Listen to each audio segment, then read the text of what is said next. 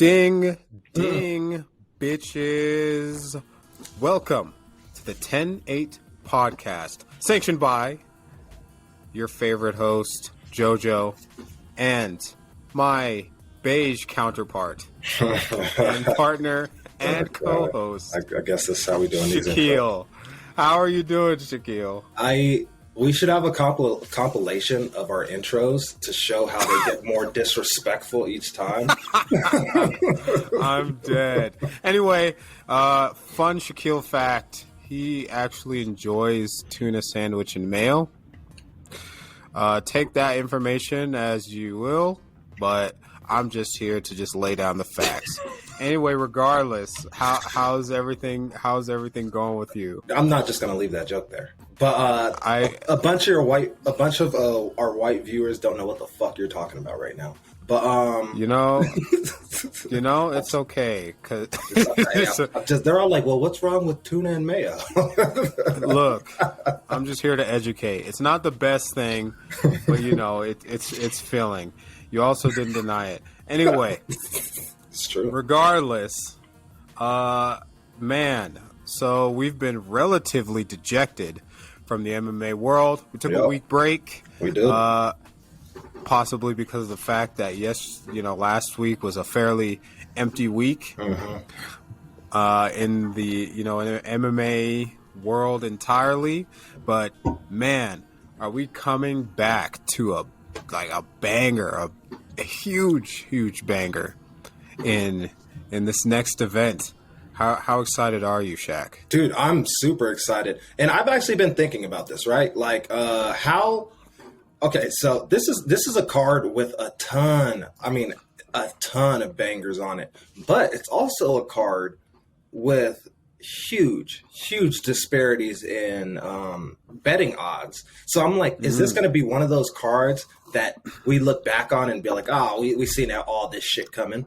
Or is it just going to be a banger where people, defy the odds and stuff like that? Because, you have Alexander Volkanoski versus the Korean Zombie. That's a pretty big betting, difference. You have Gilbert Burns versus Khamzat Chimeav, which is also another big betting difference. And then Aljamain Sterling versus Petr Yan, which is also a huge difference. So, finally, I know, and just like the many implications of many of the fights that are going on. My God, the drama, it's there. The suspense, it's sexy. This card is sexy. Facts. For so many reasons than just that. Than just having names. It's there's just so much. There's a lot. So much that just a lot. There's a lot. It's a lot to take in, especially after a week of being away. Dude, it's always weird when the UFC is not when there's not fights. Not even just the UFC, but when there's just not fights on a weekend.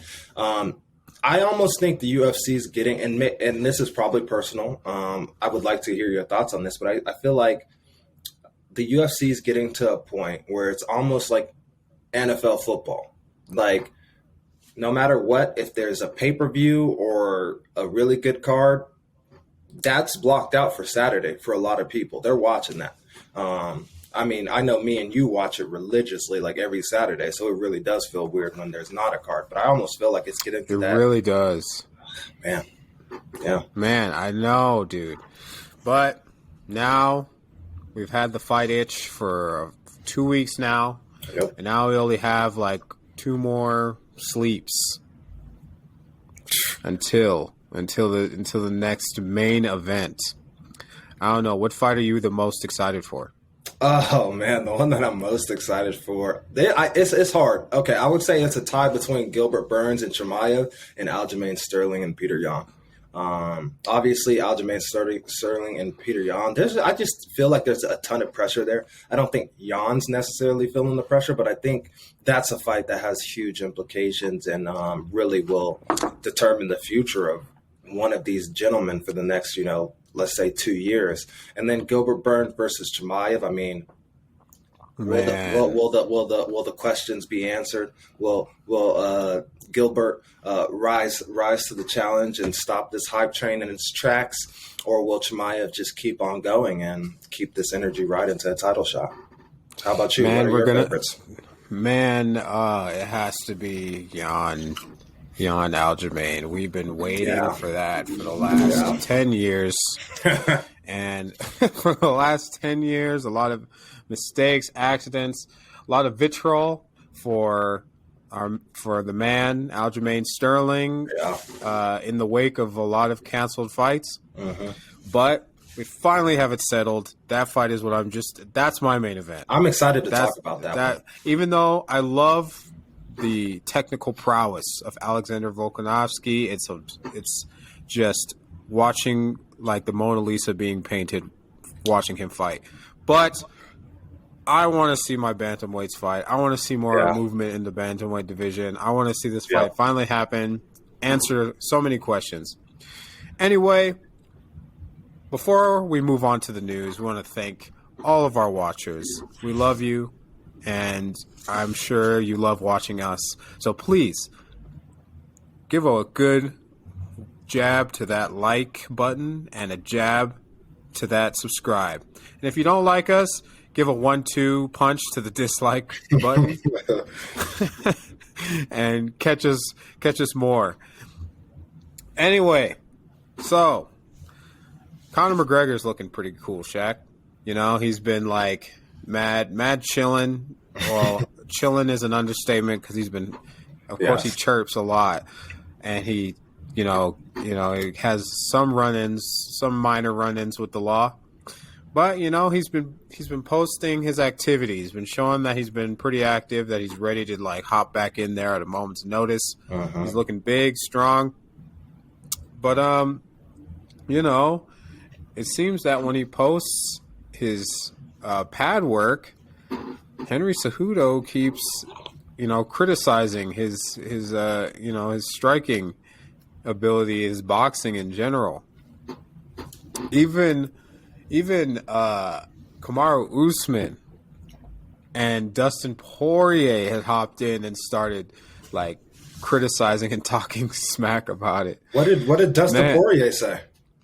Dustin Poirier just posted a GIF that said like just stop it. That's awesome.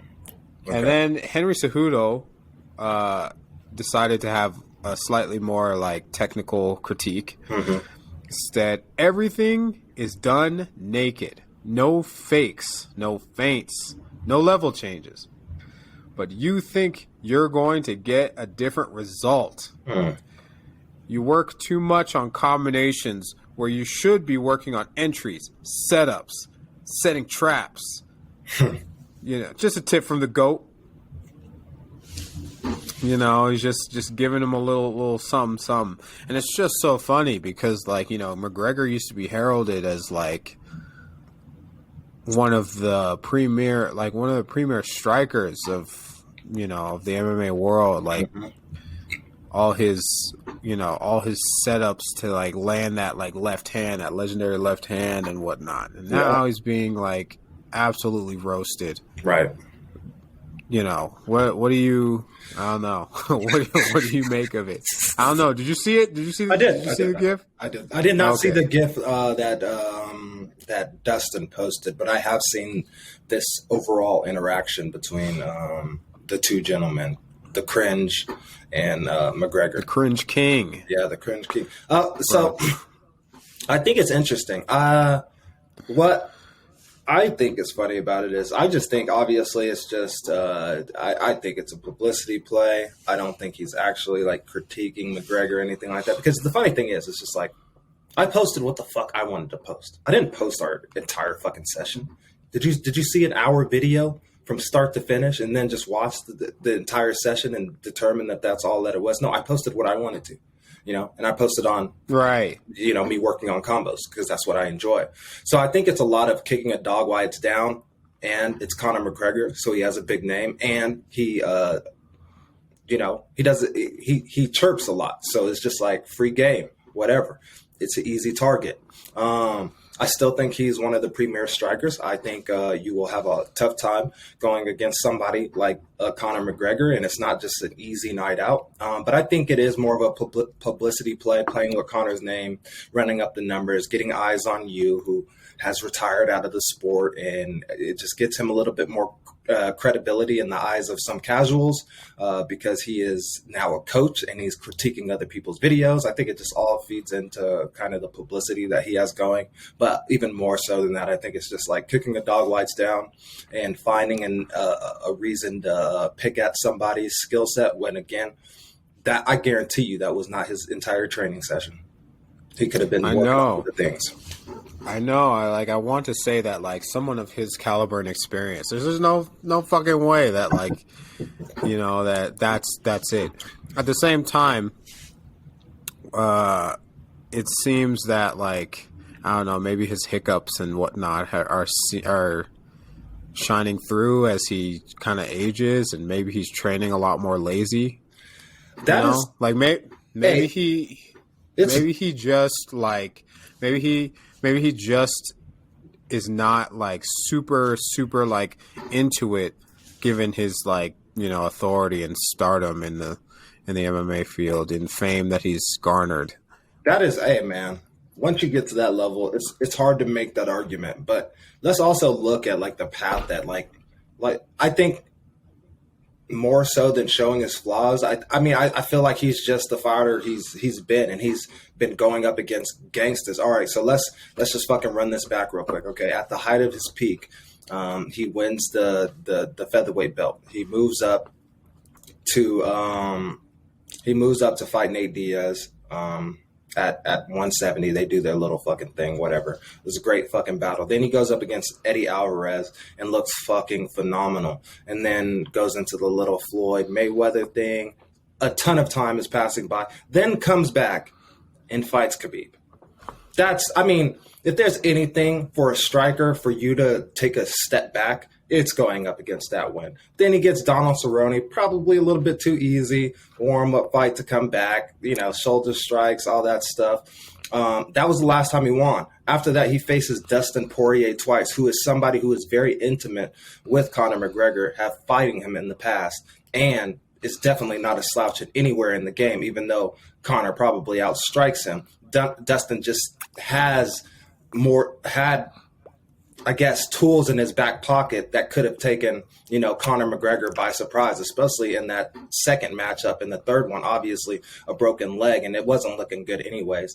But I don't take away too much from Conor losing to Dustin Poirier and Khabib Nurmagomedov. I want to see him lose to somebody else, and then we can really determine what the holes are. But going up against somebody who is very intimate with your style, who wants one back and has a lot of tools and good coaching, and then another opponent and somebody who is a grappling savant, you can't argue with that. I mean, he's fighting the top of the top competition in 155. I don't think he's yet been exposed. I think he got surprised, especially by Dustin Poirier. But yeah, man, I look forward to seeing him come back. I don't think he's as bad as people are projecting him to be and talking shit on him. Yeah, man was a 2-division champion, for God's sakes, like at a point in time. Yeah, the dude was, man. He's the man. Dude was walking on water. Yeah, it's facts. It's just definitely sucks to see you know, I think maybe like the slight decline or whatever. I think his biggest mistake was, I mean, it's not even a mistake. He made the right business decision, but it had repercussions, which was taking the amount of time off and chasing the Floyd fight. I think just that amount of time going into the Khabib fight too, you got to think, like, if there's anybody that you got to devote all your attention to and, you know, need to be consistently in the octagon against, is somebody like Khabib, man. And he did pretty good against Khabib given the circumstances, you know, like he held his own. But yeah, I think that was his biggest mistake. He to me, the losses to Dustin Poirier are bigger than the one to Khabib, but Dustin Poirier knew him too, and he had some surprises. And when you beat somebody, you kind of think you already have the formula to beat them again. And if they come with surprises and hit you with some low leg kicks that you're not expecting, then somebody can have you that night. I do think Dustin Poirier would have won that third fight, but obviously with the leg break, you just never know. So he has had a slight decline, but his decline is not the same decline as most people. That's very true. That's very true. Speaking of the lightweight division, even though we might not ever see Conor fight there again, Alexander Volkanovski said in a recent interview that he is planning on fighting in the lightweight division before 2023. That is within this year, Shaq. Yeah. He's trying to fight then within this timeline, this like close visible future. Yep. Who would you like to see? Like, I mean, besides, actually, no. How do you like his chances against either? I like his chances. Suppose Oliveira, Gaethje, or let's throw in Islam Makhachev in that mix. I'm gonna say I like his chances, but I'm gonna throw in a caveat that doesn't make him the favorite to win. You know what I'm saying? Absolutely. It's just like, yeah, I like his chances, but I mean, I think for me personally, that's the best thing he can do for his legacy. Obviously, you want to close the book on that Max Holloway fight. But let's just say, and I'm not saying this would happen, but let's just say Volk never fights Max again. What if he goes up to lightweight and does work in 3 fights? Like we would definitely look at Volkanovski in a different era than we look at Max Holloway currently, especially after seeing Max Holloway go up against Dustin Poirier at lightweight. So I think that's the best move that he could do for his career. That does not make it easy. He is a big, strong person, but he's still kind of small in terms of stature in the featherweight division. And you got to imagine that compounds in the lightweight division. That being said, he has all the skills. He has the speed. He has the coaching to really mitigate a lot of the risks that those people that you named bring to the table. I think his best chance will probably be against somebody like Charles Oliveira. His worst chance, probably, we gotta see Islam in there with Benny. We gotta see Islam in there with Benny. Yeah, someone that's like has really good like scrambling and wrestling that can be able to at least stave off like the chain, like sweeps and trips and takedowns that offenses that Islam has. That's what we want. Too bad it was canceled. I think that's what they're planning on making, right? They're planning on doing. Yeah, that's at least what was said in the media by Dana White. We don't know how it'll play out. I hope that is the fight because honestly, Islam got a free payday against Bobby Green. No disrespect against Bobby Green, but hey man, you got an easy payday. Just run that one with Benny back, and if you're as good as you say you are, you're going to win that too.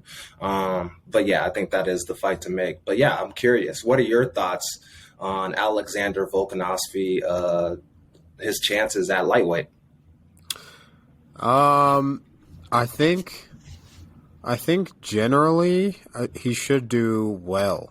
Lightweight is filled with like a lot of people who would prefer striking to any form of grappling or jiu-jitsu or judo or wrestling, you know what I mean? Mm-hmm. So someone who knows how to like, of course, you have to consider the height advantages that most lightweights would have on him, but I have confidence that he would be able to like mitigate those disadvantages, be able to like to use his like really good leg kicking and feinting and setups that he's so famous for, to be able to like get on the inside. I feel like it'll mostly be like decisions. I feel like it'll be harder to get finishes at lightweight, but I think that he holds the skill set to be able to like to able to not even have to like consider a lot of the disadvantages that a lot of like lower weight people have to deal with going upwards. The interesting thing about this is like, if you are really good and you really know your, I don't know, your range, your, I don't know, your surroundings when you're in a cage like Volk does, sometimes being shorter is an advantage, man. Sometimes it is, you know, sometimes like the quick, like being able to like dash in and out definitely is very helpful. And that chin is easier to find too, like with the overhands. Exactly. And being also, being able to generate power from fairly short distances is like also pretty helpful. And that low center of gravity as well is just like makes them sometimes hard to take down and stuff like that.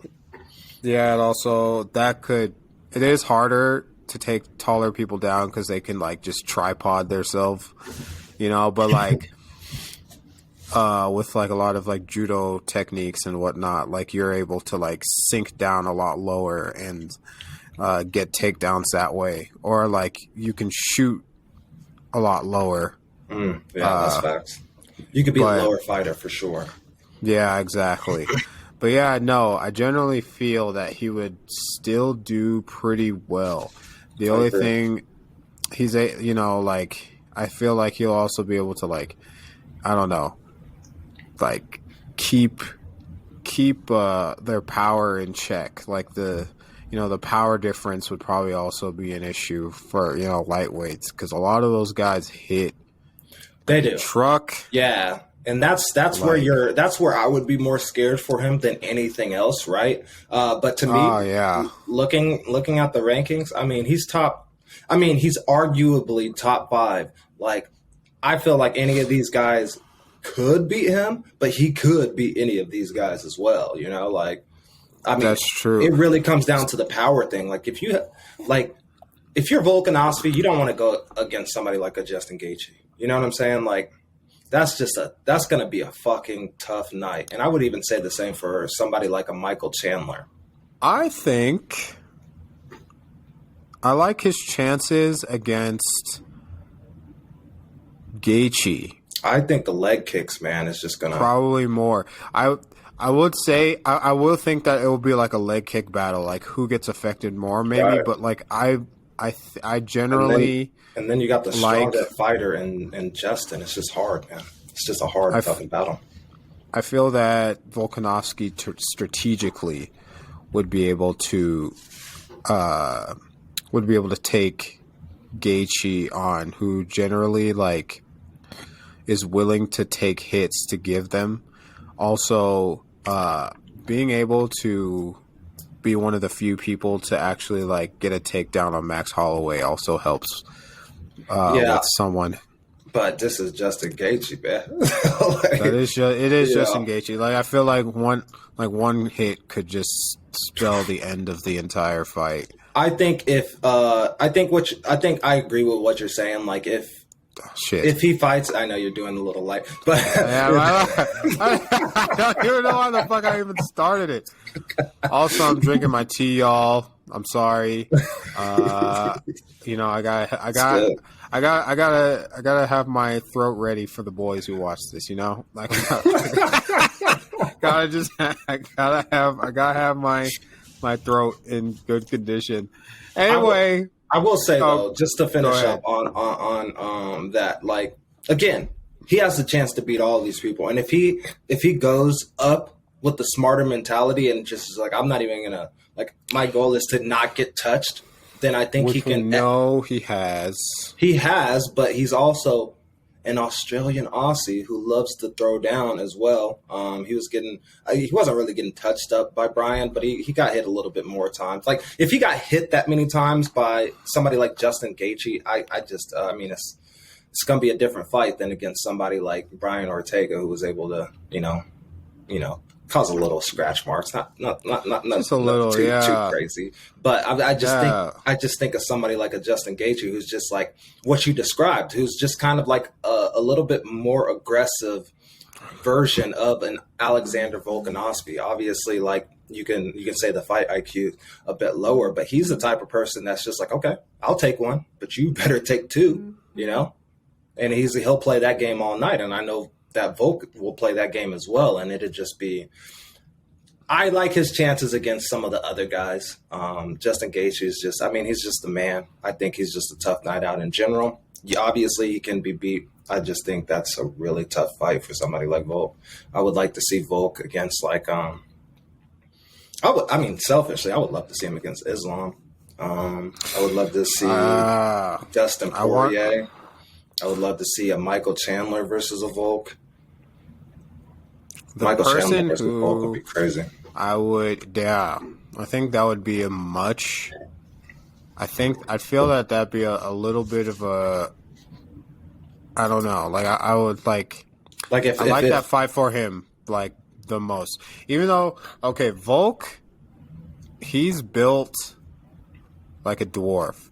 If you don't know anything about dwarves in like the Lord of the Rings and stuff, is that they're short, but they're also like stocky, and they're thick and like thick boned, skinned, and stuff like that. You know, like they're able to still go like toe to toe with like humans and elves, and despite being short, and like orcs and goblins and trolls and shit. So like I feel like Volk is kind of like that, you know, like he doesn't have like long legs, but he has like very long arms for his height and like a very wide frame. And that's generally one of the many things that gives me confidence that he would be able to be like physically successful in a lightweight fight. But yeah, also just how strategic he is and whatnot. But he's very strategic. I feel like if he just goes in there and just follows the game plan, he's just a hard person to beat. I think if he ends up getting into that, okay, let's fight. Then he's going to be in a fucking fight, you know? Yeah. If I were to have a list of high IQ fighters, he's definitely current ones. He would definitely be up there. Anyway, do you have any news? Because I have like one story that's kind of, it's not funny. It's not funny, but okay, it involves Sean Strickland. Okay.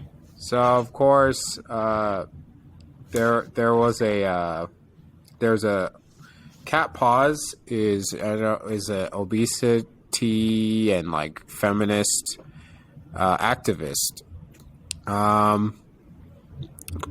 So she passed. She ended up passing. Of course, Sean Strickland did his thing. You know, speed running being disliked, as per normal.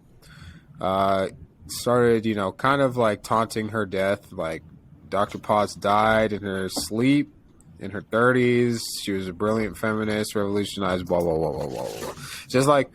Just like kind of giving a like mocking, satirical, sarcastic, facetious kind of little like post on Twitter. So like it just goes it's just so it's really funny how I don't know, I feel like he wants to be disliked. Yes. I feel like he just generally, I don't know. Do you think this is truly him? Or do you think it's like, you don't think it's him? Do you think it's just like an act? Listen, man, that doesn't excuse anything. I do think it's an act. I don't think it's who he really is. That doesn't make that almost makes him more of a dick to me than less of a dick. You know what I'm saying?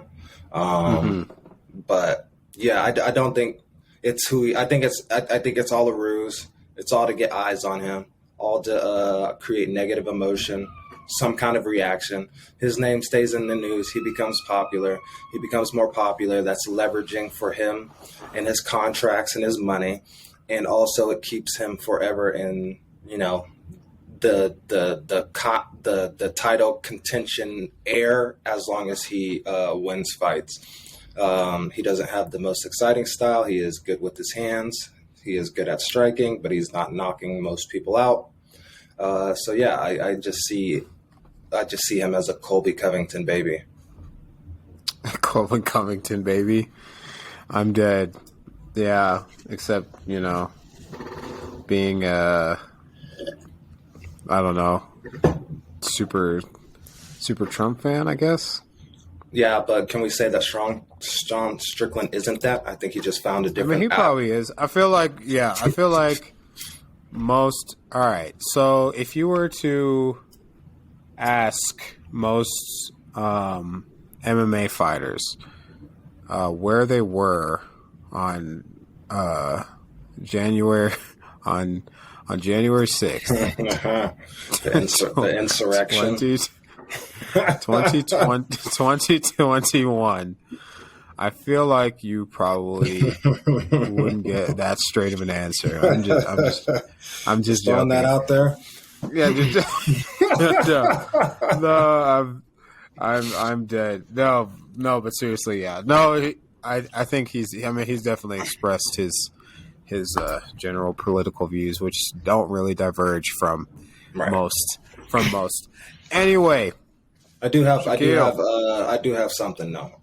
Wow, so, did you find something? I did. Well, I just want to get your thoughts on it. So Neil Magny is coming off of a win versus Max Griffin, where he got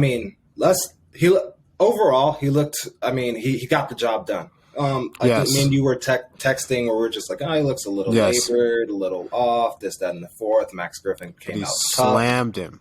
He slammed him on his head. WWE style, just straight up, pile drivered him. But so he's coming off of a win, and he had somebody call him off. And per Neil Magny, he's all for the smoke. And the person that called him off was Rachmanov.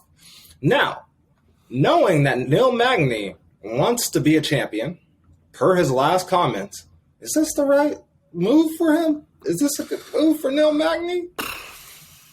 All right, so the great Chael Sonnen says the best way to kill your career in this field of sport/entertainment, is inactivity. Whether you believe that or not, apparently Chael Sonnen says it's true. So, of course, you know it's gospel. So, I think if he does just like effectively keep the gate in this scenario, it will very much so slingshot him forward. But how much further? Like, you're going against somebody who's 15. 15 years old? 15 in the rankings. Rachmanov is 15 in the rankings. Yes. Well, and I mean, Magny is 9? Yeah, I think that. Yes, he is 9. So, I'm thinking, like, if I'm Neil Magny, maybe I'm trying to get, like, a Sean Brady. Dude, welterweight is so tied up right now, though. Welterweight is so stacked. It's just a shame that no one does anything. I'm just joking.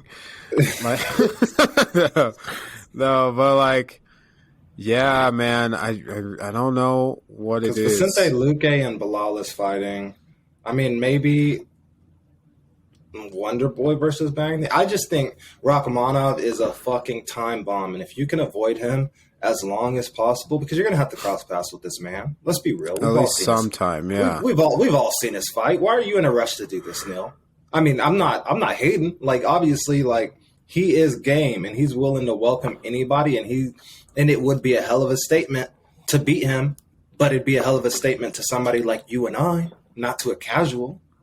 Other than that, to a casual, this is Rachmanov's coming out party, Yeah, I suppose so. But, man, if he was just... who's going to give him credit for beating him other than us? I would. Yeah. Okay. We make up 15% of the But entire... would casuals would casuals like even like would they notice him even if he got a fight that was like on the upper end of the rankings? I think so.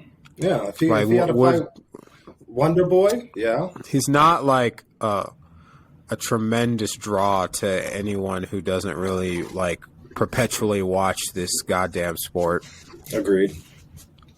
But I don't know. Like, I think it does nothing for him because of what you're talking about. I think he needs to fight somebody that brings in more of a draw rather than fighting a gangster who nobody knows, and then you're really not going to bring in a draw if you lose. That's how I am coming at it. But you're right. He would definitely get the credit from me and you. And he doesn't have a lot of eyes on him as it is, and that's why he wanted the Chimeav fight so much. And that was a grenade that you wanted to go on because at the time Chimeav was unranked, but he had all this hype and had all this eyes, and that would have transferred over to Neil. I just don't think that's the same case with Rachmanov. Yeah, I mean, I suppose so. But man, I love the attitude though. If he, I do. You gotta love the attitude, man. Like it's like shit like that. That what at least like keeps him in the good graces of the UFC. Facts. Like just being willing to just like step in and just like fight random, like just like really, really strong and like hyped individuals is what's really keeping him favored. Agreed. In the company, I suppose. But I just feel like, I mean, if he can just do it, if he could do it, that's a big. I feel like, yeah, if he could do it, I feel like that would do a tremendous amount for his career going forward. You know what's interesting about it is like we kind of know. We kind of know Neil Magny as a guy that's most likely going to beat you up with cardio, and will take you the distance. If he gets this fight, he's going up against somebody who certifiably finishes all of his fights. So it would be an awesome fucking test for both guys. Really, I think this is one of those fights that is going to be hella slept on and be one of those like possibly great fights of all time, but it might be just a christening party for Rachmanov. I mean, we're talking 15 wins, 8 by knockout, 7 by submission. So other than a decision, I don't know Neil's path to victory here, man. But nonetheless, like you said, love the attitude. I love that Neil is always down for a fight, always down to prove himself. I just don't think there's a lot of brownie points in it for this particular matchup. I think this is a matchup that he would see eventually. He's getting on the older side of things. He's talking about chasing gold, and this is just. I think this is more of a hiccup in the plan than helping aid him getting that championship. Because even if he wins, he's in the same position. He's not climbing shit if he wins. But we'll definitely look at him a little bit differently if he wins. But yeah, man, that's all I had for news. I just wanted to get your thoughts on Neil Magny versus Rachmanov. I'm always thinking about Neil Magny, so you don't have to you don't have to tell me nothing. All right, you don't have to tell me absolutely crap or jack shit. You don't have to, whatever. Anyway, Shaquille, that doesn't change the fact that I have been thinking about UFC 273, 2 sleeps away, Shaq. 2 sleeps until UFC right 273. I'm going to get my wings. I'm going to get, I don't know, some soda popcorn. I don't know. I'm going to have multiple things to keep me company as I watch all the drama unfold. Before you get into this, favorite fight night snacks. Favorite fight night snacks. All right. Fucking all right. Wait, no, we'll talk about that after we talk about some He's like, I'm about to going deep on this. I was. Oh man, yeah, I was about to give you the. Fair enough. I was about to give you the grocery list. Fair enough. Hey, thanks for stopping yourself. I know. God damn. Let's not change. Don't let that, distract you from the fact that Jairzinho Rozenstruik is on the undercard, which is just absolutely bonkers to me. He's not even headlining. No, he's not. He's like, he's co-maining the prelims. That co-maining the prelims, man. That's crazy. Bro, that is crazy. Yeah, just wild. It is bro. Wild. From knocking out goddamn Overeem. Yeah, eliminating him though, like blasting his face apart. Blasting him at the last second. I mean, regardless, it was still a finish. Yeah. To fighting the current champ. Now fighting on the prelims, bro. That is just, man. Hey, man. What he's saying is don't sleep on this fucking fight, y'all. This is on the prelims. It's going to be a fucking great fight. Rose has a lot to prove here. He does. He's been on a slide. Tabora's kind of on the incline as of right now. But yeah, man, what are your general thoughts about how that fight's going to play off versus Tybura and Rose? Tybura, man. He's coming off of a decision loss to Volkov, but outside of that, he's basically 1, 2, 3, 4, 5. He's 5-1 out of his last 6. So, I mean, his last 6. Man, that's so true. Eesh. I will say he gets. I have to, man. I need to pull up his stats. So he whatchamacallit? Hold on. He seems to get taken out like a lot. He seems to not a lot, but when he does lose, when he does lose, he definitely loses to people putting hands on him. So I'm wondering if Rose can do the same. Yeah, I'm wondering if Rose, because he's a pretty good kickboxer, right? So Augusto Sakai knocked out Tabora. Derek Lewis knocked out Tabora. Yeah, he has a few other knockouts in there. Yeah, I mean, I think this is a really good fight. I think this is like the right fight to make at the right time for both gentlemen. It's just like who's going to be able to get over the hump here? Who's going to be able to emerge from this and be at the, I guess, the bottom half of the top 5, or right, the top half, or you know what I'm saying? That like 5 to 8 spot. Like, where do these gentlemen fit in? Yeah, it's true, and like, man, it's a tough one. It really is. This is a tough one. I agree. Yeah. Man, I really don't know. For our bettors out there, who you putting money on? I'm gonna go with Jairzinho because I believe he can make a comeback. I believe he can do it. Yeah, I'm not mad at that. I am going Rose as well. I think he is a very talented kickboxer. I think when you go up against somebody like Francis, it just kind of lets you know what's out there and in the back of your mind. And I mean, that's a hard loss to come back from. Hopefully he can shake the cobwebs and, just feel comfortable and have fun out there and not be in his head too much like we've seen in the past couple fights. That's true. That's so true. Anyway, I want to. What have you heard about this Ian Gary guy? What do you like about him? I know he's an upcoming guy. I believe Ian Gary. Out of the Europe area. He's looked up to Conor a ton growing up. He wants to create a similar legacy for himself in welterweight division. He is headlining this prelim event.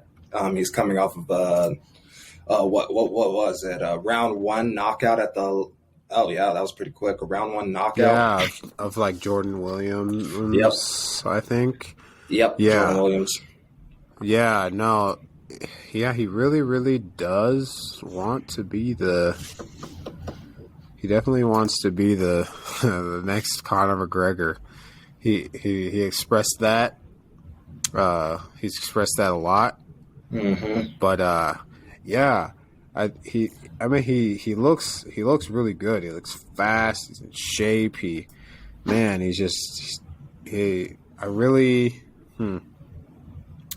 young, and of course, like he made, of course, like just some like new people errors in last Right. in the last match, with like setting up and all those other things. But I really do, yeah, I feel like he should do well. I agree. I feel like they're slowly. Of course, he's another person that they're maybe trying to like slowly build. I mean, I think that's the right move if you're talking about the welterweight division. When you think of some of these other guys in there, it's just like, let's not push this too hard. But that being said, Darian Weeks he just had his debut fight in the UFC. When was that? December 4th. And it was a loss. It was a unanimous decision. Ian Gary also, his last fight was his first fight in the UFC. And he obviously got the victory. But Darren Weeks is somebody who is 5-1 with 4 knockouts and one submission. So it's not necessarily a walk in the park. He's not going to get credit. Like Ian Gary won't get credit if he beats somebody like this. But this is a decent test for somebody like Ian Gary. Darian Weeks has not been knocked out. He hasn't been subbed. And Ian Gary is going to look to do that. We'll just have to see how this plays out. I personally, I'm going to go with Ian Gary, the future over Darian Weeks. I think this is going to be a battle. I'm hoping for, I really want to see what this kid has. So I want it to go to decision. I want him to go through some shit, so to speak, to just see what his heart's made of. But yeah, I got Ian Gary in this fight, man. Who do you got? So Ian Gary, of course, he's 6'3", 4 years younger, but like the age probably wouldn't be that much of an issue given that he's only like he's 24. Okay, he's gotcha. Really young. He's really young, but Darian is like 28. So age probably won't play. Yeah, he's young too, so age won't play that much of a factor. At least I don't believe. Ian Gary seems to like prefer standing. As far as his future goes, I don't think I've seen much of his older stuff. And I'm not sure how well he is with grappling at all. Right. But he's in a division filled with like just absolute monsters in the wrestling department.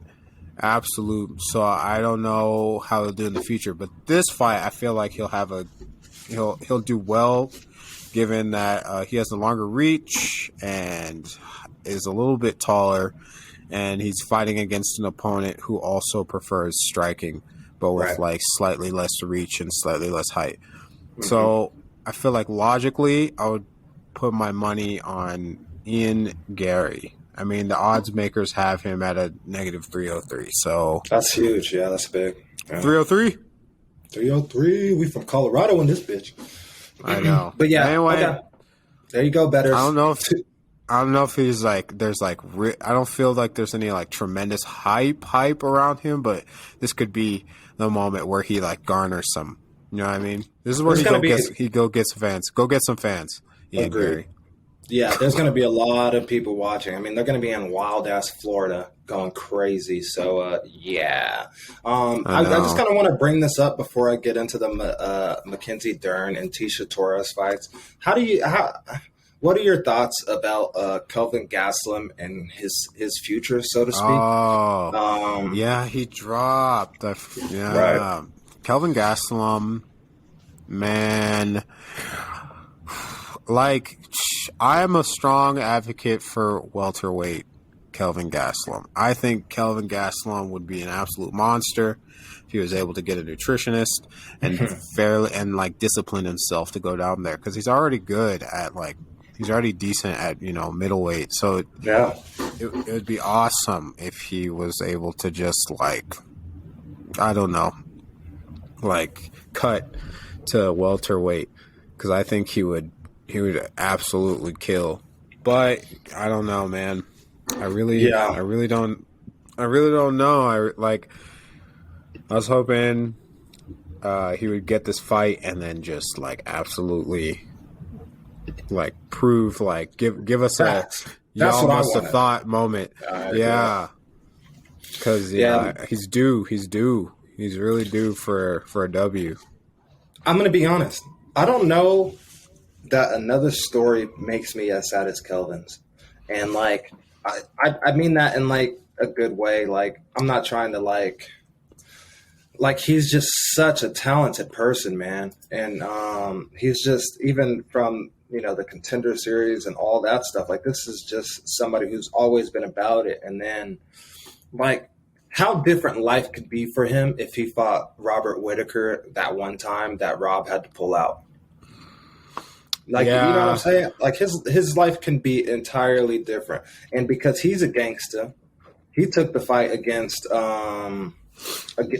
Izzy, and not kind of really knowing, because that's still when Izzy's coming up. Obviously, he's getting a little bit more praise and notoriety at this point, but not fully understanding what he was, I guess, getting into. And he gave Izzy the best test that we've seen against him. But just after that, you just look at his record and you're just like, this is crazy for somebody who was literally a round away from winning the interim belt and was literally in a fight versus the champion, as the champion got sick and pulled out. So you just wonder, could we have literally seen a middleweight champion in Kelvin Gastelum, and now he's almost in destitute within this division, man. I know, man. And I just, man, I hate it. I hate, I don't know, seeing, fighters who give that much, heart and soul, just, who have been very prominent, go through, tough times like this. I have confidence that he, of course, has the knowledge and the team to be able to, pull him up and get him on a nice little streak. Yep. But, man, it's hard to see. Let me just rattle this off for you. Okay, so he beat Jacare. Now he is, the official number one contender. They're matchmaking him versus Robert Whittaker. The fight gets close. Robert pulls out. They make a pivot. At this point, Kelvin's 15-3. Loses to Israel Adesanya, and a banger of a fight of the night and fight of the year. Then loses to Darren Till. Then loses to Jack Hermanson. Beats Ian Heinisch in a decision. Mm-hmm. Loses to Robert Whittaker. And loses to Jared Cannonier. And even though, he didn't get knocked out or get subbed or anything, most of these losses are decisions. Israel, unanimous. Darren Till, split, unanimous. So he's in all these fights, man. No, yeah, he's not. It's not like he's getting. He's young. He's 29. Yep, that sounds right. Maybe 30. Yeah, I think he's either 29 or 30. Yeah, he's 30. But yes, and he's not getting viciously just ended. The closest you saw to him getting really taken out was against. In recent history is against Izzy and against Robert, which God only knows those two are going to be just chilling there together in 1A and 1B for a long time. So Facts. Yeah, it's just he doesn't. There's no reason to worry about his continuation in the UFC, but it's it's just you just want to see him get a dub. You just want to see him get multiple dubs, stack a couple, Yeah, man. I mean, he's 1-5 in his last 6. So that's just like, man, that's why we were so excited to see this fight play out. Right. And that's why even to see him get a replacement. And what's that guy's name from Africa? Starts with a D, or his last name starts with a D at least. Dracus or something like that. I can't Duplessis? remember. Yes. Duplessis, yeah. So I was excited I was just excited to see him get a dub, man, or just get his feet wet in the octagon again, and obviously pulled out because of injury. Do you know what that injury is by any chance? I don't think so. I didn't check. Yeah, neither did I. Or I'm not sure they even said. But now all I know is that I remember they were keeping it under wraps for a reason, for a little bit. So yeah, I'm not sure what anyone thinks. They just said we're not going to tell anyone what it is, but we just want to like say I'm sorry to Duplessis and his team and whatnot. So I'm not sure. Did you say Duplessis called bullshit on Did Ariel's he? show? Yeah, he called bullshit. He was just like, I mean, of course. I mean, right. like, right. I mean, yeah. Like, what else do you do, right? Like, yeah. Of course he did. Like, it's like you have this like chance to like capitalize on what you believe to be a declining opponent with a name and a nice number, like a nice number that's like less than yours. Of course you're going to be a little frustrated when that fight falls out, when you have that much confidence in yourself Facts. So that's facts. So of course he's going to be like, oh yeah, right. You're scared. You're scared. No, you think he's scared? Like you think Gastelum, one of the shortest people in the division, who's fighting like literal like freaking giants? Do you think he's actually scared? No, like no, I mean, he's not. This is the guy who went up against Michael Bisping in 2017 and knocked him silly, man. I mean, this is a guy like, come on, man. Yeah, let's not do that. Let's not do that. Let's not kid ourselves. Let's get into the fights that are actually going down. And I'm really low key excited about this. I love that, women's MMA is just growing and growing. But we have Mackenzie Dern versus Tecia Torres.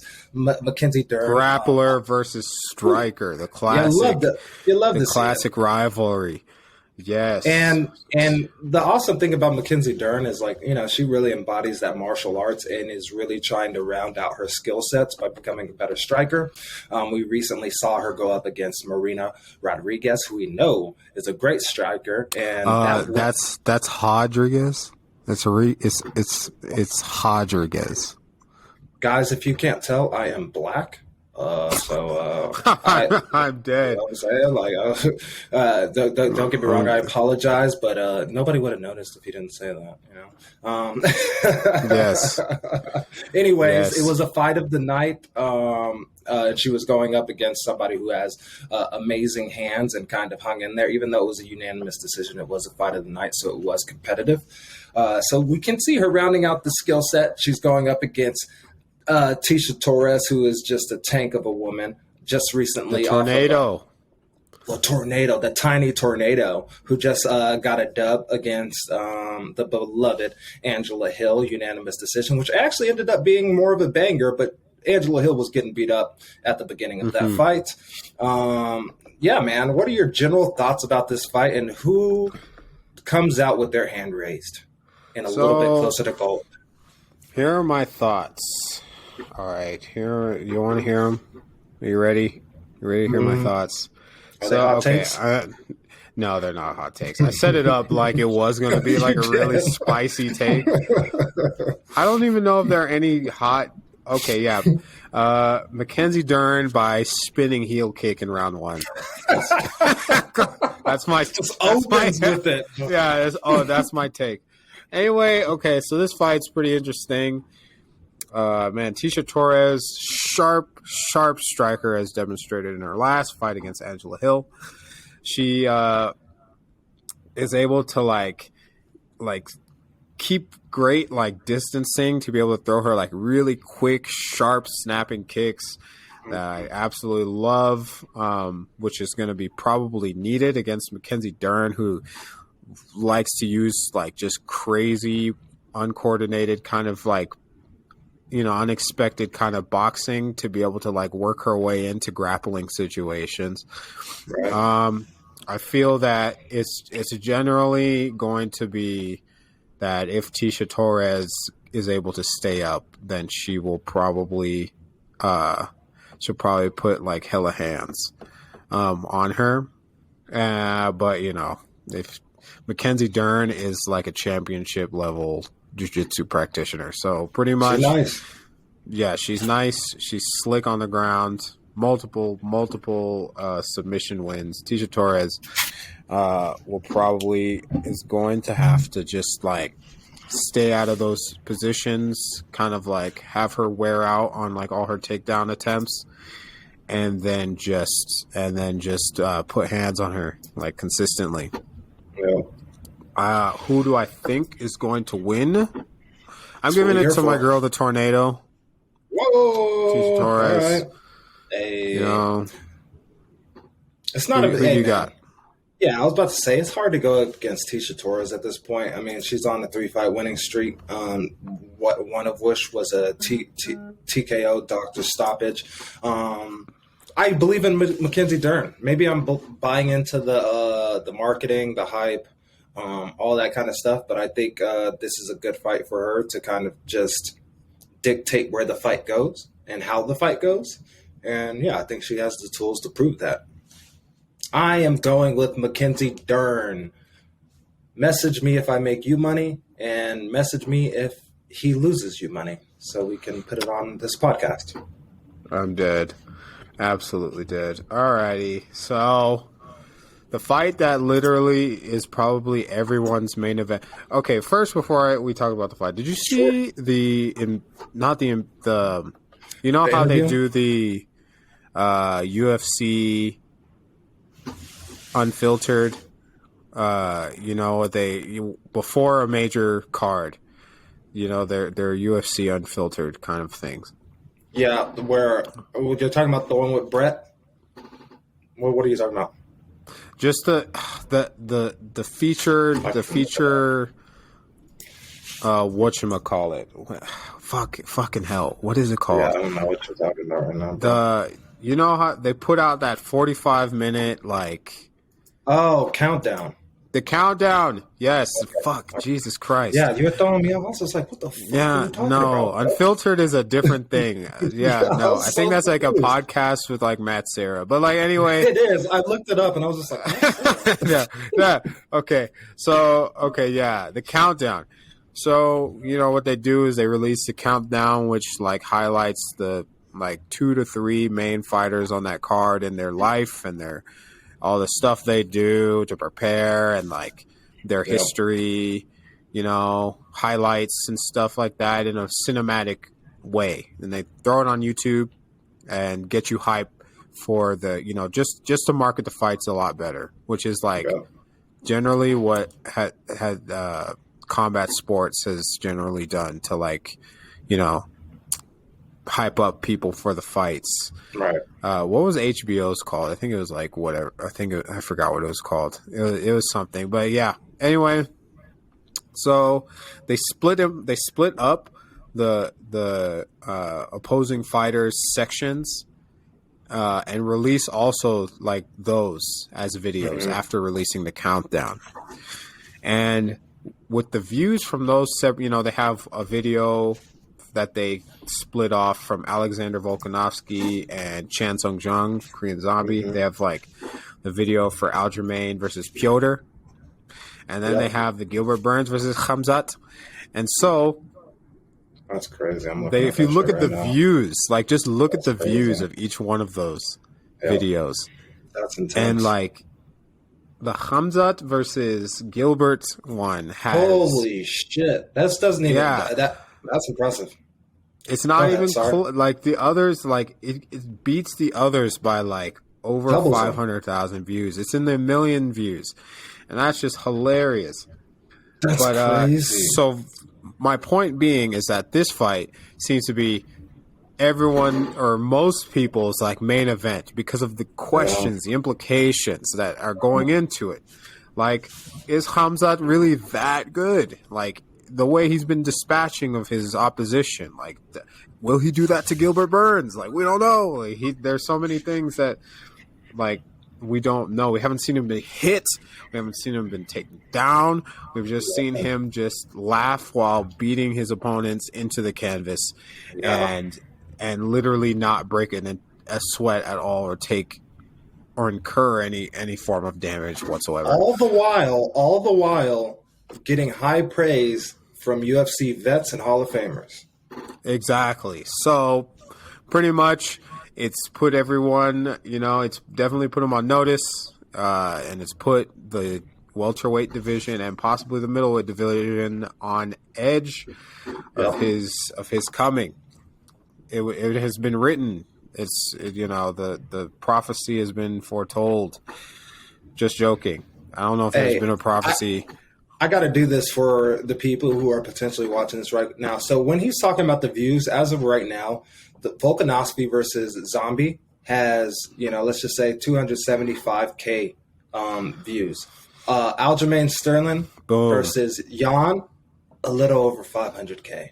Now, Gilbert Burns versus Chimeav, 1.4 million views. That's almost 3 times as much as the next closest fight, which has a lot of heat and mustard on it, being Aljamain versus Yan 2.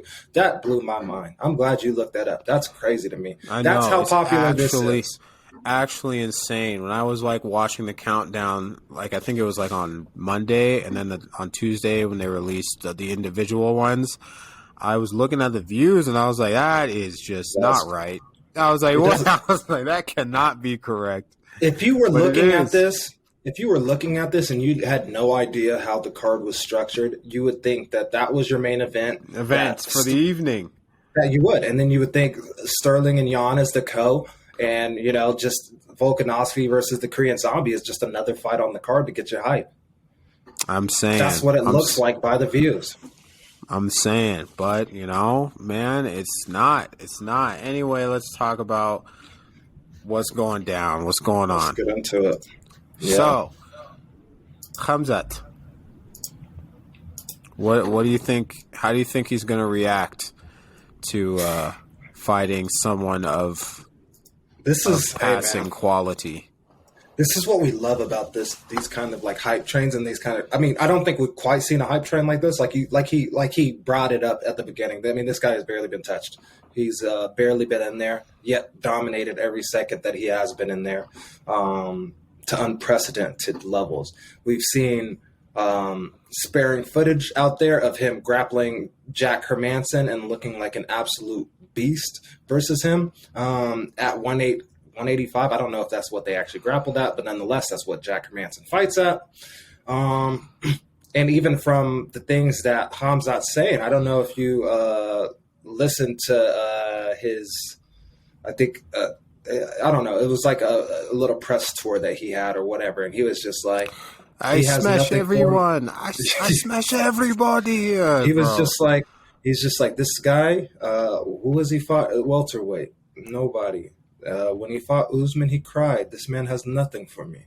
And I'm just like, when I hear shit like that, man, I'm just like, that makes me nervous for Gilbert. You know what I'm saying? Shit like that makes me nervous, man. Damn, bro. I know. That fuck. But it's just, man, it just, it makes me pray for Gilbert's success. Like, just, like, it makes you just want, you want the underdog. You want a nice underdog story. You know what I mean? Well, and we could even pick this apart a little further and just talk about the mentality and the psychology behind Khamzat going into this fight. Gilbert Burns is coming up from 155. Khamzat could never. Yes, he could never make that, even if he wanted to. You know what I'm saying? That's facts. So, from a psychological standpoint, Chimeav believes he's going up against a smaller person, that really has not impressed him in the welterweight division. So there's not going to be we know there's not going to be any respect there. And it's up to Gilbert Burns within the first 30 seconds to a minute to get that respect. That's true. That's very true. I do have confidence that he'll be able to navigate the ground fairly well. Gilbert, not only there's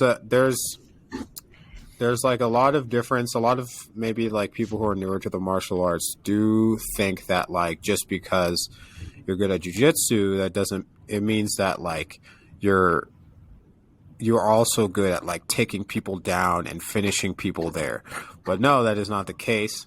Nope. If you look at like people who have great jiu-jitsu but not like that great of like takedowns, like Brian Ortega. Yep. Yeah, then you and I'm mad we both other, said that.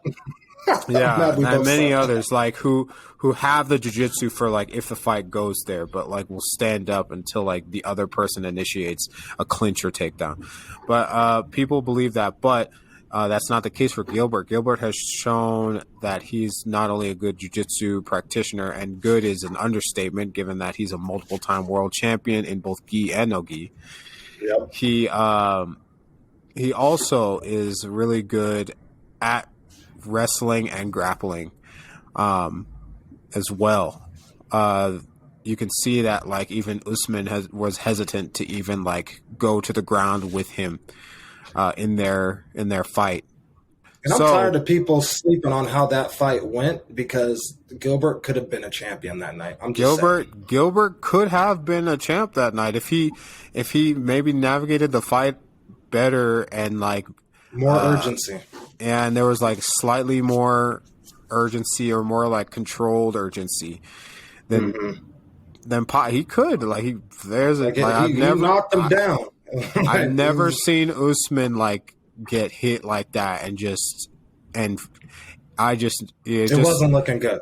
Very much credit to like Usman for his mettle and his like mentality to keep in the fight, and of course credit to Gilbert to show that his power carries up. His power does carry up to welterweight, and Absolutely. So it is possible that I'm kind of justifying you putting that quick little 50 on whatever sports app that you prefer, but like it is possible that Khamzat he is like 6'2" and generally weighs a lot out of camp, but it is possible that he could come in and he could be relatively drained in comparison to Gilbert, who's like I believe is a true 170er. And man, if he catches that same like check hook that he's generally good at, then he could definitely do it. But this is combat sports. Coulda, shoulda, woulda is essentially the lifeblood of how we predict all these things or try to predict all these things. You know what I really really love about this fight though is like if there's what do you like, Shaquille? Please tell me. I said love. Jojo. Oh, love. Yeah, tell me what you love, Shaquille. I love the fact that like I feel like out of all the fighters, and I'm not saying anybody would take Chimeav less serious.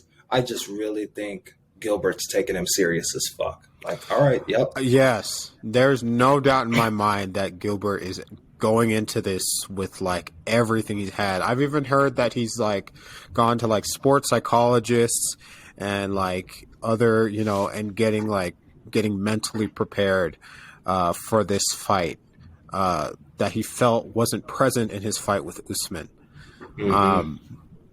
But yes, I really do think that he's 100% serious. On the other side, you have Khamzat, who has just been bulldozing every single human being that has decided to be his opposition. He comes with like, he is a champion level wrestler in Sweden, and he of course trains with Gustafsson, who's also been giving a lot of like boogeyman stories about how good he is. he comes, of course, with that like pressure, aggressive grappling that a lot of like Caucasus Mountain type of people are known for. I got it. Just continuous pressure in pushing you into the cage, taking you there, and either submitting you there or just giving like excellent like ground and pound until you're finished. And so this is a great matchup. Goddamn it is. It'll be key for him to be able to pressure Gilbert to the cage with consistent takedown offenses and also using his footwork to cut him off. Gilbert, I feel he's shown like decent footwork. I feel like the key to beating a lot of these, I think Kai Kara France really demonstrated a decent way how to beat a lot of people who come with that style of just like pressuring your opponent, like with just chain, like with takedown after takedown, clinch after clinch, just until you just give up and just like end up like on the floor. And it's just like consistent like footwork and movement to be able to keep them guessing. Just standing right in front of him and trying to like box with him will result in a higher probability of them shooting and thus getting taken down. This is what scares me about Khamzat is we don't know enough about his striking, and we know he knocked out somebody at 185, which is like which is hilarious. I just cannot. I cannot. I want the memes. I know. Oh my god. I'm so sad. So sad for Mr. Mearshart. He's been doing pretty well. He does. As of recently, but but point is, Khamzat, like, we just want to know, and he's a puzzle. If he dispatches of this version of Gilbert Burns, he's the truth. Sorry, Leon. He's the truth. Yeah. Like you can't. There's nothing more that needs to be asked. You can't ask any more questions. There's no more questions we have. He's 27, man. He's 27. He's 27, exactly. Like, oh, you want to ask if, like, I don't know, like, oh, but how does he do against? No, like, it's been answered. Everything has been answered. Saturday will answer everything. Jojo, let me ask you this: how much pressure is Gilbert under in this fight? Eesh. Let me lead by saying this: he's obviously coming off of a win. Versus what was it again? It's a Wonder Boy. Yes, he's coming off of a win versus Wonder Boy, and it was pretty impressive. I do think Muhammad did it a little bit better, but this is where I'm bringing in the pressure. Man's is 35, and he turns 36 in July. And I'm not saying he can't have a long, career or something like that. I'm just asking how much pressure is on him after coming off that win against Wonder Boy, obviously losing in the title. And getting older and facing somebody with as much hype as Chimeav. Okay, so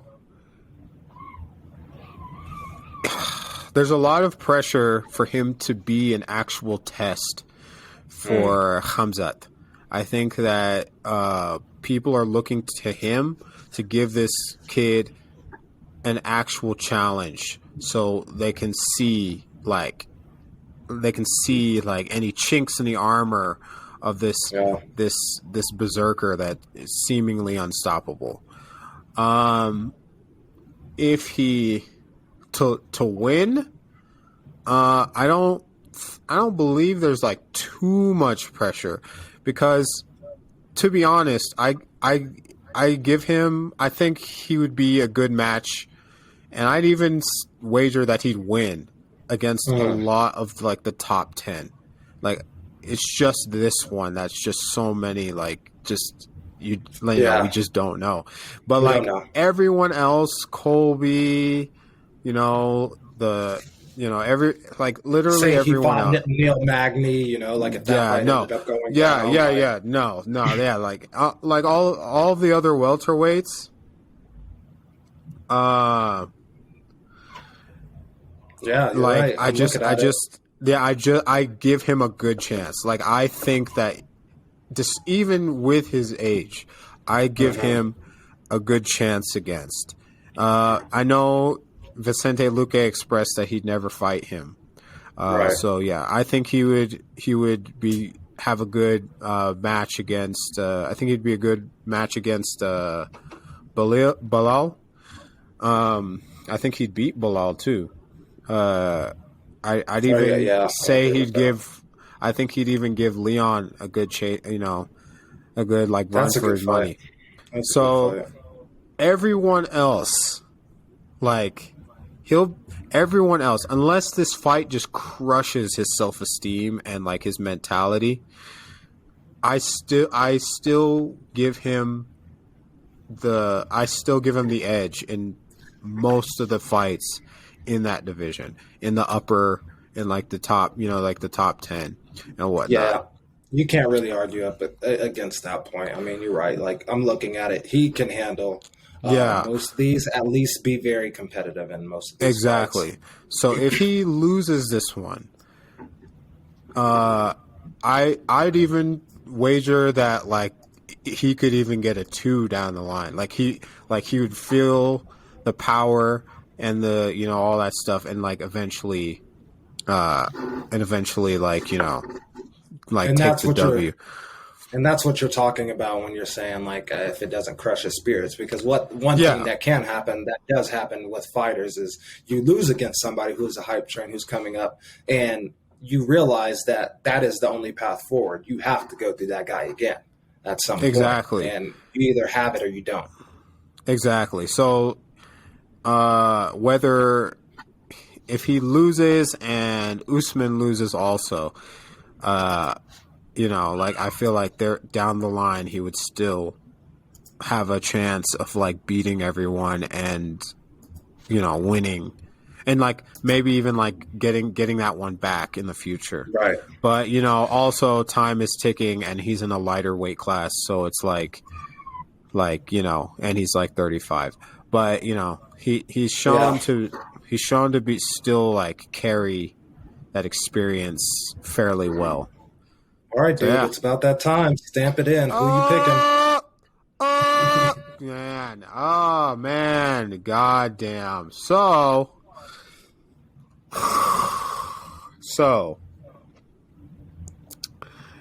alrighty. All right. So, everyone is hating on this. Everyone's hating on this. Everyone. Wait, no. Wait. Yeah. Oh, who's okay? Gilbert versus Khamzat. Right. Fuck. I'm gonna go Gilbert. Wow. Okay, he's picking with his heart. I think you're picking with your mind too. I think it's like 50-50. It is 50-50. It is very much 50-50. Yeah. It's 50-50. I want to pick Gilbert, man, but just like I buy in the hype, man. You buy in the hype. Hey, I fucking just buy in. Hey, when I heard him talking about Gilbert crying, and he was just like, "Yeah, this man has nothing to offer me, brother." I'm just like, "Hey, man, Gilbert has nothing to offer you, man." I kind of believe him. Like when he said that shit with confidence, I'm like, God damn. Of course, that's your job, But man, when I heard that shit, I'm just like, you know what? He does really probably visualize Gilbert as somebody who is a lighter person, a smaller person, and though has the skill set to be great on the ground and mitigate some of the things that Chimeav brings to the table. I think Chimeav is just like, I'm stronger than this man. Like, I will force the issue. I will control these positions. So even if he knows what he's doing, I'm still in control. I'm going to, like, I just, in my mind, how I'm visualizing this, it seems like Chimeav doesn't see a way for him to lose, and that can work for him or against him. But in this case, I am buying into the hype. I'm stamping it. Chimeav. The hype continues. All righty. Let's move on. Let's do it. So I'm gonna go ahead and do this one. You do Volk last. I'm gonna do this one. But so next up, which is your main event, Obviously, this one has a ton of mustard, and I'll let you go into your little soliloquy about this as well. But we have the Funk Master returning to action after some neck surgeries, after getting brutally kneed in the face by Petr Yan, who is an interim champion at this point, beating. That's Petr Yan. That's Petr Yan. Yeah. Hey man, you still got to catch those hands when you're in there. But yes, against the interim champion Petr Yan, who captured the gold in was it Abu Dhabi versus Corey Sandhagen, looked really impressive as he always does. Everybody's super excited for this fight, mainly because it obviously ended in some kind of controversy, even though cheating is cheating. It's just really the question, is this the way that titles should change hands? And the way that Aljamain Sterling has kind of handled this whole thing has left a bad taste in a lot of casuals' mouths, and Petr Yan's as well. So there's a lot of emotion, a lot of just a lot of extra mustard on this fight, and you can tell that this is going to be a great fight. And you know what's interesting, JoJo? I rewatched the first fight, and I was actually more impressed with Sterling than I was when I originally watched the fight. See, everyone, I swear, okay, everyone is like, just not, like, they're not remembering correctly. Like, I feel like the fight was a lot more competitive than we gave it credit for, since, you know, everyone has seemed to have, like, garnered, like, so much vitriol for Aljamain. And before you continue, because I know you're about to make a good point here. Okay. I feel like the reason, naturally, you know, he makes at least one good point for every 10 that he fucks up. So he's about due for one. Get out of here. All right. But what's your point? I think the reason why, and it's something that I know I did until I rewatched it, is when you were watching Aljamain, you watched a decline in how precise he was and how sloppy he was getting. So what I personally did, and I'm not saying other people did this, is I extrapolated for how bad the rest of that ass whooping was going to be. And that's how I pictured it. So I seen the tide turn. I seen the momentum shift in Petr Yan's favor. And even though it was a dequalified kick, I just in my mind played out that entire fight and imagined what would happen if he did not catch that knee. And that would have been a blowout fight. It was round 4. He definitely was taking that round. He was definitely going to take round 5, you know? So that's how I personally thought about it. But when I rewatched it, I was impressed with Sterling. I was just like, you know what? If you could have controlled your cardio a little bit better, and I mean just a little bit, like I'm talking about within 10% better, I mean, who knows? Who knows? I mean, his cardio held up better than I remember it holding up. That's so true, and it's just the fact that, like, it's just the fact that, like, he was able to keep pace slightly with the striking, but of course you can attribute that to Petr Yan being like a slower starter and a stronger finisher, but. For the most part, Aljamain Sterling was able to keep his, you know, feet moving, keep him at the end. If there was some way he had like max level cardio, then he could have maybe got the decision or something. That's what I feel like the game plan was, right? It's just like, okay, we know Petr Yan is going to get going. Just fucking let's make sure that he has no openings. And if he does, exactly. He has a significantly less openings than I have. Exactly. Give him something to think about consistently, so he doesn't come back with a strong like laser beam right hand, like right straight that he does. Like just. I feel like that is a good, like, in theory, great game plan. But, like, man, like, you have to have the cardio to be able to keep up with that for 5 rounds. Bro, just throwing like that, like, if he had – it's just like – if it was like Colby Covington, I feel like a style like Colby Covington's would be very tailor-made to fighting against Petr Yan. Like just being able to like clinch with him and then just like keep pouring it on him without exhaustion. I feel would help, but like, man, like, but dude, like you just gotta. I think he approached the fight the right way, but like you said, it's just like that's something that you unfortunately have to learn the hard way, right? Like, hold on, my laptop's dying. Oh shit! All right, y'all.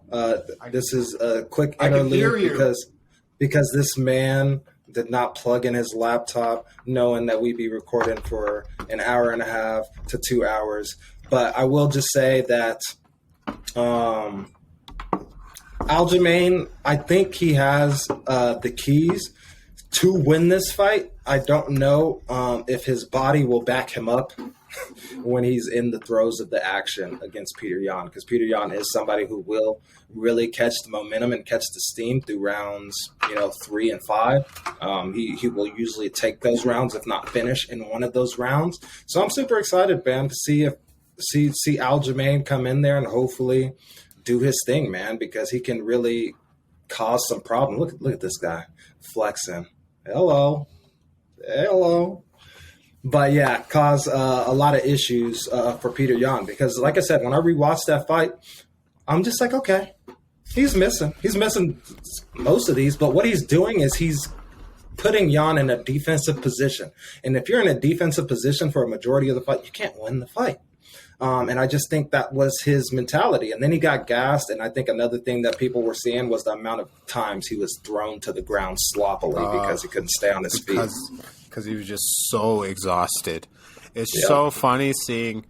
It's funny just seeing him personally in that position of just getting like swept and thrown and swept and thrown for like the multiple times throughout the fight. How many times did he get taken down in that fight? Yeah, being as like he is probably one of the best wrestlers and jiu-jitsu practitioners in the bantamweight division. So it's just hilarious. It just I mean, goes to show you how good Petr Yan is.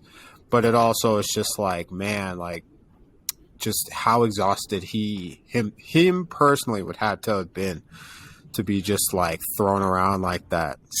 7 times and 1 knockdown. 7 takedowns, my dude. And within 4 rounds. Within 4 rounds of that. He almost got like a... When I watched the fight the other day, he almost like... Another thing you're not allowed to do is like you can't slam people directly on their head, which is a lesser known rule. It is lesser known because... Yeah. Like, you mean kind of like Rose got by Andrade? Or like, what do you mean? There is a technicality with Rose and Andrade. So with Rose and Andrade, Rose was trying to get a Kimura. Or like... So she was holding... Yeah, and she was holding the submission. Okay. And so if you're in an attacking position, then it's more... allowed. Yeah, if you're chasing a sub and someone slams you, it's allowed. But if I'm just like... If they just have my back... and they suplex me into the planet, and it's on my head and neck, then that's cause for disqualification. But yeah, but it barely missed. It just like was like on his shoulder. It like barely missed. But like I remember that one. That one was like pretty hilarious. But I thought some of the trips that he was doing was beautiful. But I think obviously they were gorgeous.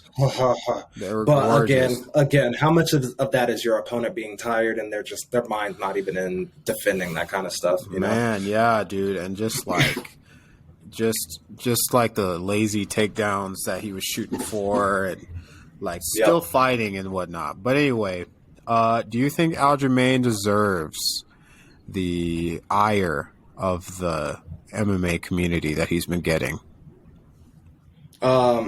I feel like I know what ire means, but for our fans, can you please define it, please? Like just bad, the bad juju, the bad, like, just the energy, the negativity. Yeah, just the hatred, the anger that they get from them. I'm gonna say nobody deserves anger and vitriol. I don't think he deserves that. I will say he did not aid in it. You know what I'm saying? Like, right. It's not it's not his responsibility to aid in it. But I would just say that I understand it, like, because it's frustrating for me. Like watching him, I'm like, dude, I like this guy, and like, I know I'm the type of person, like, if it's not even fair to make these comparisons, and so I'm just gonna stop right there. But I can understand why people would be frustrated and be like, what the fuck? Especially when you talk about the antics on fight night specifically. Like, just erase everything else, just on fight night specifically. I think it just rubbed people the wrong way. I think he could have still did what he did. I just think the timing of his initial celebration was, just left a bad taste in people's mouth, especially because what he said in the octagon, what he said after the fight, and then how it was so different than how he was acting when he got home with all his friends. And I'm not saying that he shouldn't have celebrated. I'm just saying, hey, motherfuckers, put your phones away. Put your fucking phones away, man. Right. Right. Exactly. But no, man, like, it is what it is. Nobody deserves hate, though. Nobody deserves, to be shit on. I really, I dislike it. I dislike it a little bit, but like, I still think he's a really good fighter. Just sucks that, like, it would have been hilarious if he was just like, all right, let me defend it against like Sandhagen or like someone else while like. But he did do that. Oh, he did. Yeah, he did. Oh, yeah, he did. That was this feeds into it. That was kind of funny. That's kind of understandable. That's pretty funny. But like, he was like, all right, like, it's time for freaking. I can't remember who he called out either. He did call out. He called out what's his name who just fought Sandhagen, the ex-champion of the bantamweight division, T.J. Dillashaw. I think he called out Dillashaw. I want to say he called out Dillashaw. I think that's right. That feels right to me. I think that's right. But yeah. It's these little things. It's just like, and that's why Petr Yan was just like, which I'm going to have to pull this up real quick because I really like Petr Yan, man. Like personality wise, I think he just says some of the right things in a clever way. But he recently, so like I was saying, the kind of press that Khamzat was doing where he commented on Gilbert crying, Petr Yan had a similar one. And he said, let's wait until Saturday to see if he's really a worthy rival or not. I have a long career ahead, and I believe I'm going to have a lot more worthy rivals. I think right now, the way he behaves, he does not behave like a worthy rival or like a man. Aljamain Sterling was super butthurt about that. But what I think he missed in that was he's actually given Aljamain credit, even though he's taken it away. What he's saying is just like, we'll find out Saturday if he's really this person that he's been saying he's going to do all these things. He has an opportunity to prove it. I don't believe it, but he has the chance to prove it to me. And that's what I kind of took away from those comments when he was just saying, we'll see on Saturday if he's a worthy opponent. But by how he's acting, how he's kind of, I'm not going to say avoided this confrontation, but how he's handled this, I don't see him as a worthy champion, but Saturday is an opportunity for him to prove that. I really like that he said that and just didn't come out and say, yeah, he's not a worthy champion. Yeah, he didn't say that. He actually gave room for him to be like, okay, this is your chance to prove it. I don't believe it, but we're going to see. All right. Well, to cap that off, who do you have? Who you got? A part of me is picking the Funk Master because I just want to see the obliterated souls leave the stadium once his hand is raised and the belt is wrapped around his waist. I really don't think the MMA community can handle it. That's an unprecedented response. I can't even imagine how they can. I would love, like I said, hey, if you ever see this clip, Aljamain, if you win this fight, I'm buying merch, man. I'm buying merch. I'm listening to whatever podcast he puts out, man. I'm not doing that. Bro, I'm his biggest fan after that.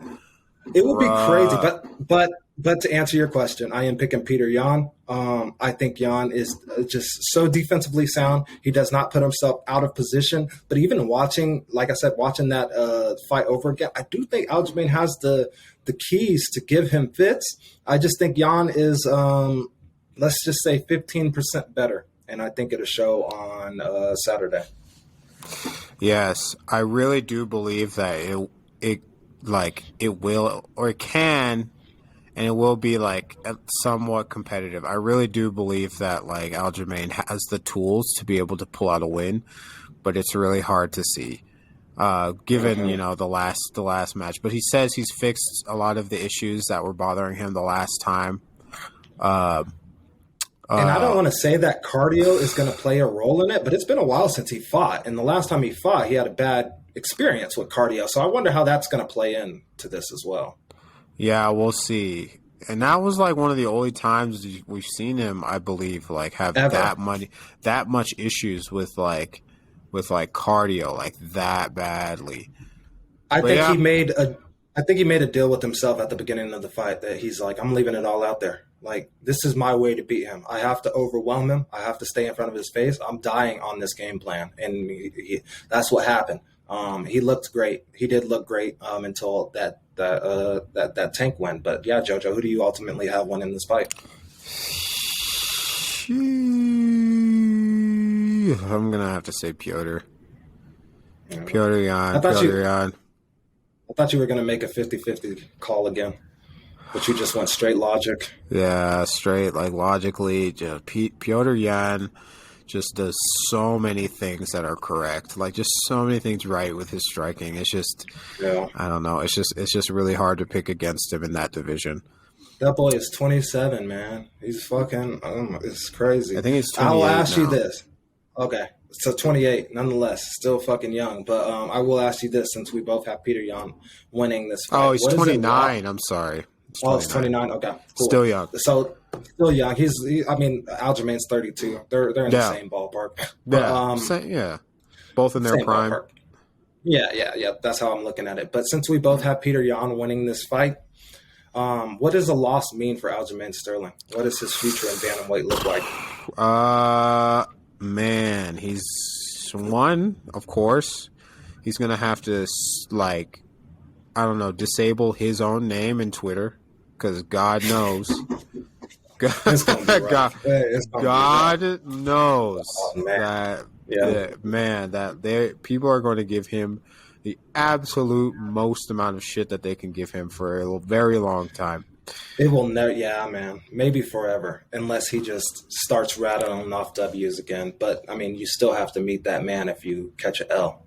So to speak. I'm saying.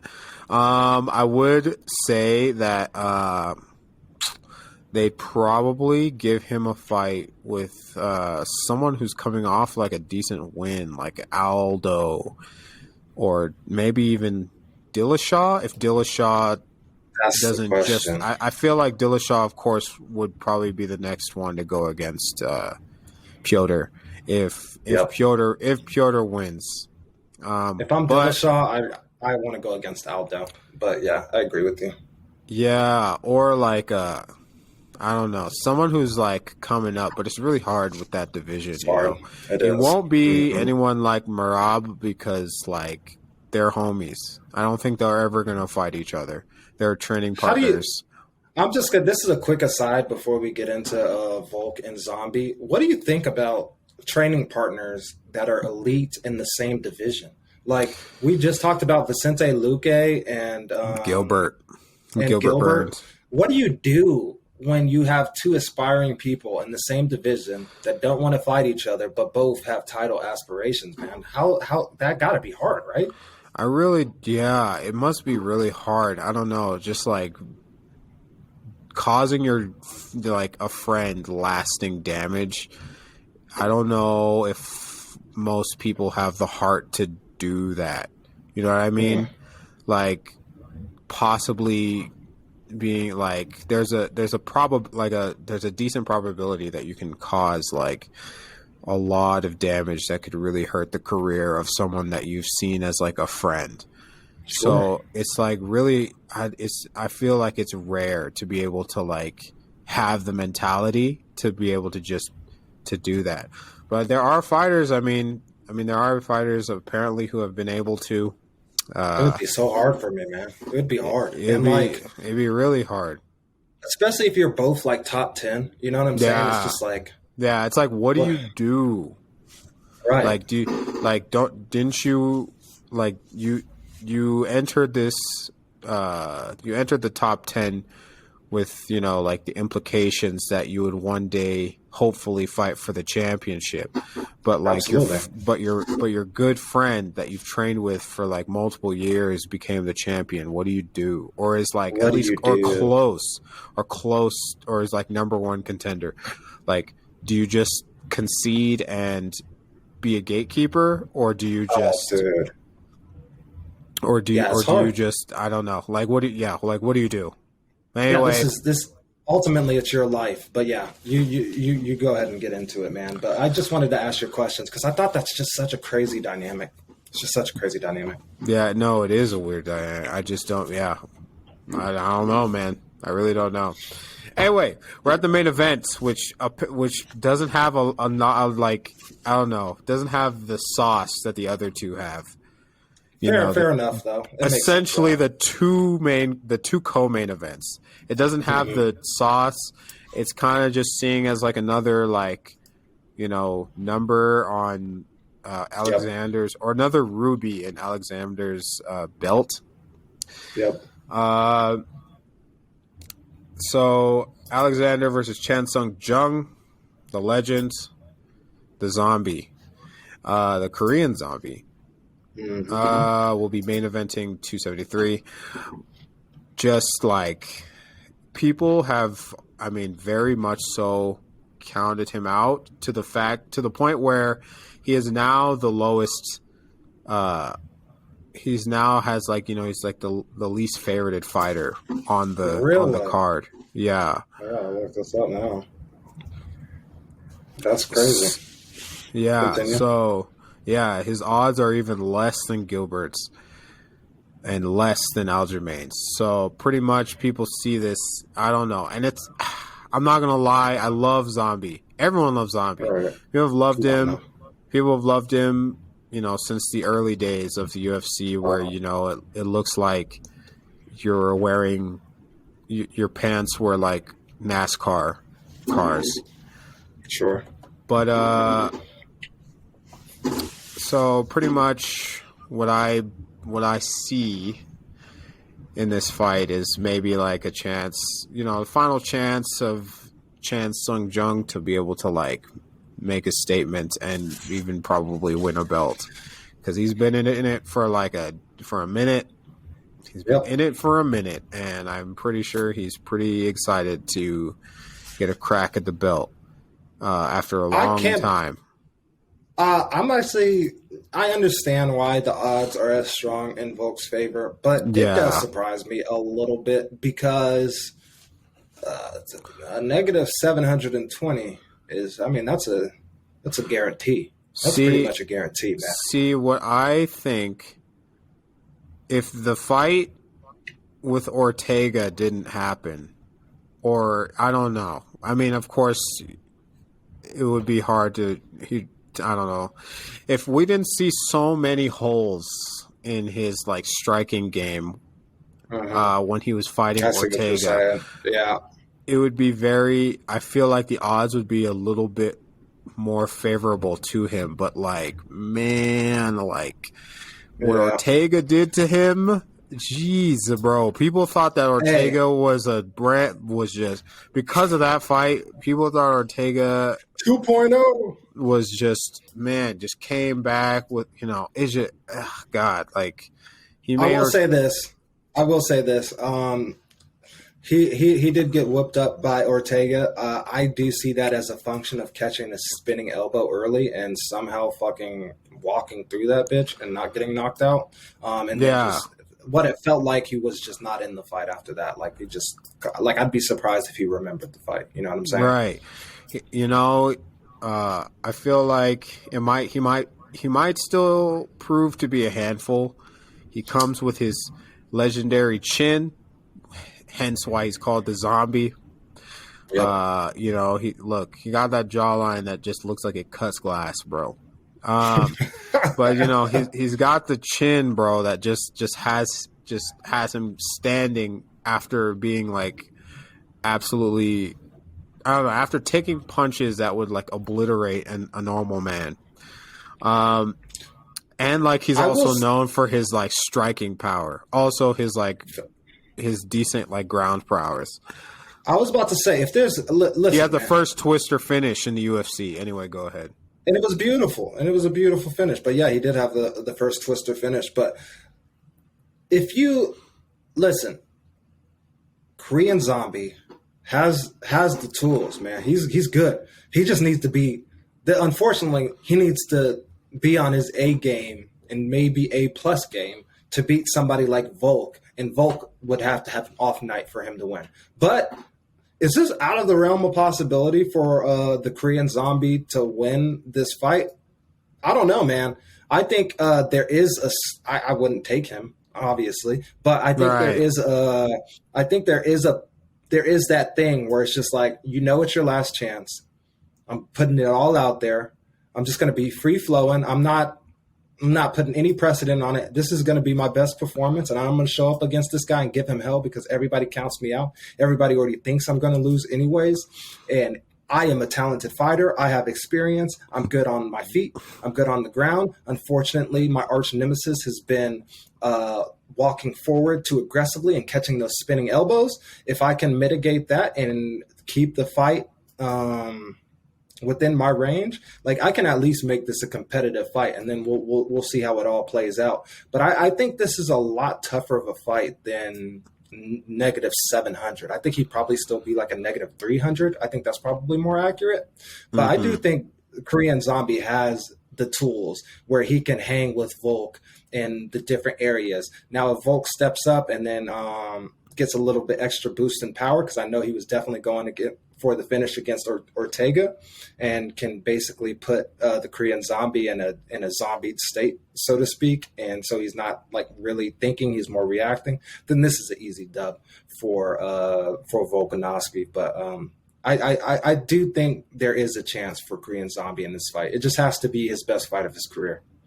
That's true. It just, man, I feel like Zombie always has a puncher's chance because, man, he hits, bro.